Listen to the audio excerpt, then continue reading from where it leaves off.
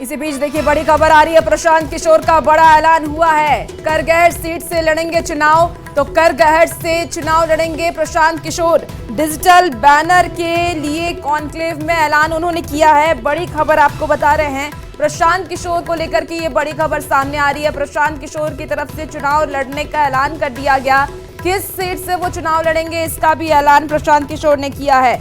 बता दें आपको कि करगहर सीट से चुनाव लड़ेंगे प्रशांत किशोर। करगहर से चुनाव लड़ेंगे पीके। डिजिटल चैनल के कॉन्क्लेव में उन्होंने ये बड़ा ऐलान किया है। तो बिहार में विधानसभा का चुनाव अब बेहद ही करीब है और ऐसे में अब बड़े पार्टियों की तरफ से भी सीट शेयरिंग का फॉर्मूला तय किया जा रहा है। लेकिन इसी बीच देखिए प्रशांत किशोर की तरफ से ये बड़ा ऐलान किया गया।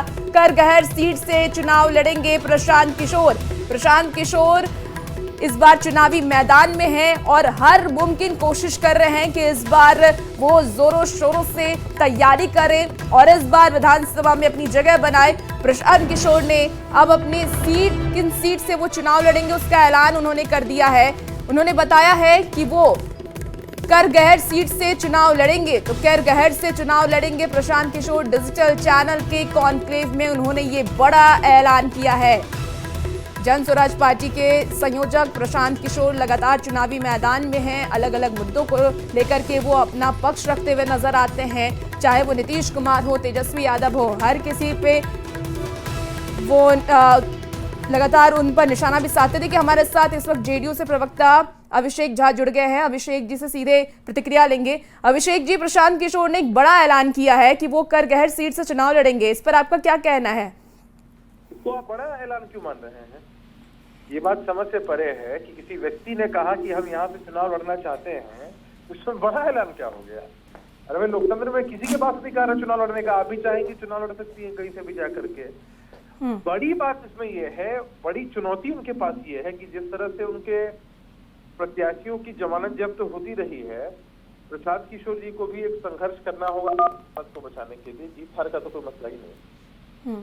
जिस तरीके से उन्होंने करगहर सीट का चुनाव किया है, क्या उम्मीद आपको लग रहा है कि वो इस सीट पर विजय हासिल कर पाएंगे या उनकी जो तैयारी है उसमें? हम तो आपसे बता रहे हैं कि जीत की कोई चर्चा मत करिए। उनके पास चुनौती हमारी तरफ से यही है कि जमानत बचा के दिखाएं।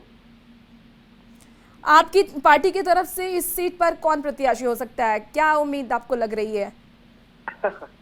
ये मेरे लिए आउट ऑफ सिलेबस क्वेश्चन है। पार्टी का नेतृत्व तय करता है और अंतिम समय में तय करके बता दिया जाता है। तो प्रशांत किशोर की तरफ से जो तैयारी की जा रही है अभिषेक जी, जितनी तैयारी और वो यात्रा पहले से भी करते आ रहे हैं, बिहार को के लोगों को साधने की कोशिश कर रहे हैं, तमाम मुद्दे पर वो नीतीश कुमार को कई बार भी घेरते हुए नजर आए हैं। क्या लग रहा है उनकी ये यात्रा इस बार बिहार चुनाव में अलग रंग दिखेगा? उनकी इस यात्रा का बिहार की जनता को साधने की जो कोशिश कर रहे हैं उसमें वो कामयाब हो पाएंगे? आप किस नजरिए से देखते हैं इस यात्रा को? एक तीसरे मोर्चे के रूप में, एक वोट कटवा दल के रूप में उनकी भूमिका रहेगी। इससे ज्यादा कुछ होना नहीं है और इससे ज्यादा हमें देखने की आवश्यकता भी नहीं है। ठीक है, हमारे साथ कांग्रेस के प्रवक्ता अच्युत नाथ तिवारी, आप हमारे साथ बने रहिए। अभिषेक जी, अच्युत नाथ तिवारी के पास सीधे चलते हैं, उनसे जुड़ते हैं और ये जानने की कोशिश करेंगे कि प्रशांत किशोर की जो ये ऐलान प्रशांत किशोर ने किया है उसको किस तरीके से देखते हैं। अच्युत नाथ तिवारी जी, कांग्रेस भी इस बार पूरे जोरों शोरों से मैदान में है। हाल में देखा हमने किस तरीके से राहुल गांधी की तरफ से यात्रा की गई और बिहार में हर मुद्दे को उन्होंने जोरों शोरों से उठाया है। अब देखिए प्रशांत किशोर की तरफ से ऐलान कर दिया गया है कि वो करगहर सीट से चुनाव लड़ेंगे। क्या लगता है आपको कि ये चुनाव प्रशांत किशोर का सही है?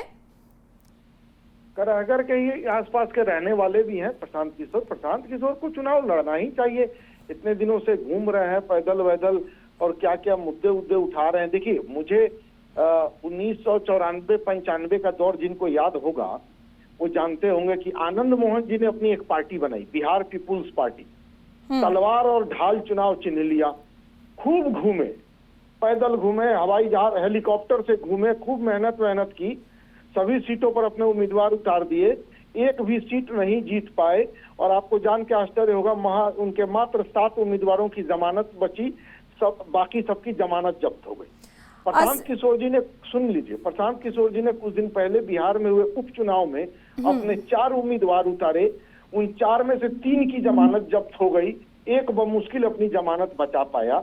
मैं बस यही दुआ करूंगा कि इस पार्टी के सबसे बड़े नेता प्रशांत किशोर हैं, उनकी कम से कम जमानत बच जाए, नहीं तो बड़ी उनकी जगहसाई हो जाएगी।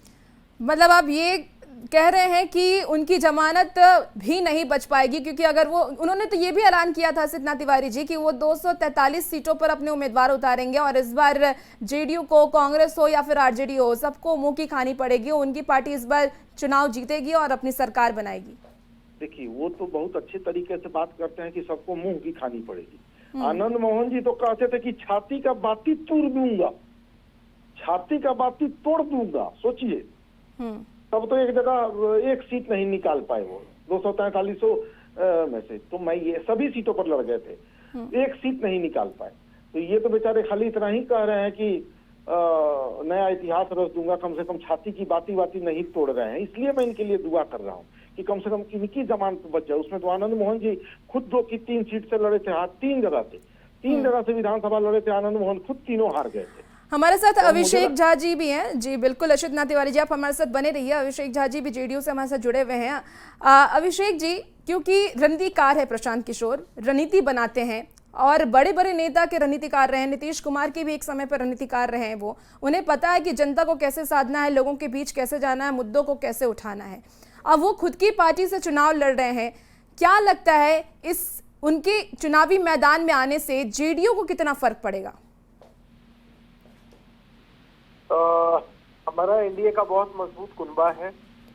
नीतीश कुमार जी का सशक्त नेतृत्व बिहार में है, देश में नरेंद्र मोदी जी का नेतृत्व है, जिस गठबंधन पर हमेशा जनता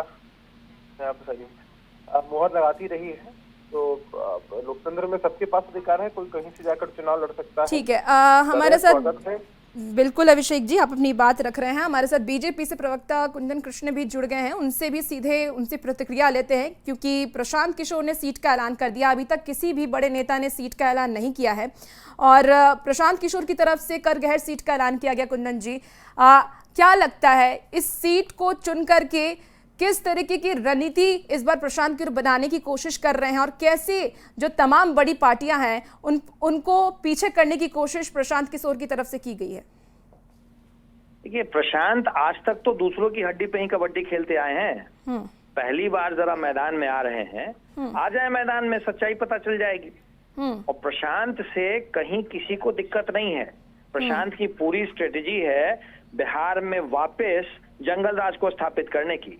प्रशांत के पास किसी प्रॉब्लम का सॉल्यूशन नहीं है, वो सिर्फ प्रॉब्लम गिनाते हैं। और प्रशांत किशोर को अगर इतना ज्यादा की सारी उन्होंने सरकारें बनवाई हैं तो आ ही रहे मैदान में, पता चल जाएगा। हाथ कंगन तो आरसी क्या, ठीक है, आ रहे हैं ना मैदान में, घोषणा किया है ना, लड़े चुनाव, पता चल जाएगा। ठीक है, बिल्कुल। और देखना ही होगा कि प्रशांत किशोर की तरफ से अब ऐलान तो कर दिया गया है, लेकिन इस ऐलान में वो कितने कामयाब होते हैं, चुनाव में जब वो चुनाव लड़ते हैं तो कितने सफल होते हैं, ये तो आने वाला वक्त बताएगा, क्योंकि तैयारियां हर किसी की तरफ से। बहुत शुक्रिया आप सभी का हमारे साथ जुड़ने के लिए।